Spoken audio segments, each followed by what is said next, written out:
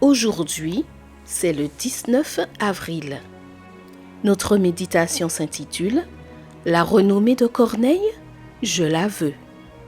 Nous lisons dans Proverbes chapitre 22 au verset 1. La renommée est préférable à de grandes richesses et la grâce vaut mieux que l'argent et que l'or. Il s'appelait Corneille.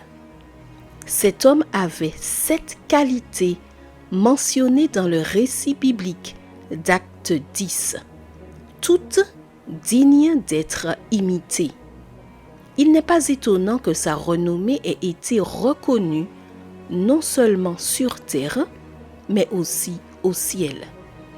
Passons en revue chacune de ses qualités. Premièrement, il était pieux, verset 2. Il était toujours compatissant et sensible aux problèmes des autres. Deuxièmement, il craignait Dieu, verset 2. Mais ce n'était pas la peur qui le poussait à agir ainsi, mais le respect envers un être supérieur. Troisièmement, il était généreux. Il faisait beaucoup d'aumônes au peuple, verset 2. Il le faisait certainement pour les nécessiteux en général et pas forcément parce qu'il avait beaucoup d'argent. Quatrièmement, il priait Dieu constamment, toujours au verset 2. Il ne priait pas de temps en temps, mais il élevait continuellement son esprit vers le ciel. Cinquièmement, il était juste, verset 22. La justice régissait ses actions et ses décisions à l'égard de ses subalternes, car il était le chef d'un bataillon militaire. Sixièmement, on lui rendait un bon témoignage, verset 22.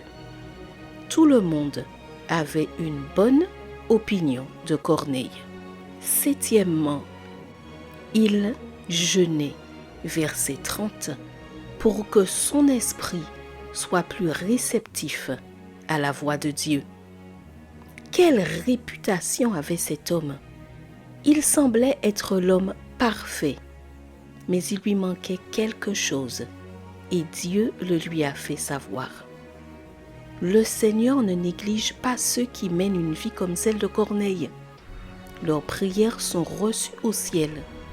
Et de même que Pierre a été envoyé pour lui enseigner le vrai chemin, de même, Dieu enverra le Saint-Esprit à notre secours pour nous enseigner le chemin à suivre. Même si sur cette terre, notre vie ne peut atteindre la perfection, nous serons instruites pour corriger les erreurs dans lesquelles nous nous trouvons, afin d'être toujours de meilleures filles de Dieu. Une bonne réputation vaut mieux que la richesse. Quelle est ta réputation?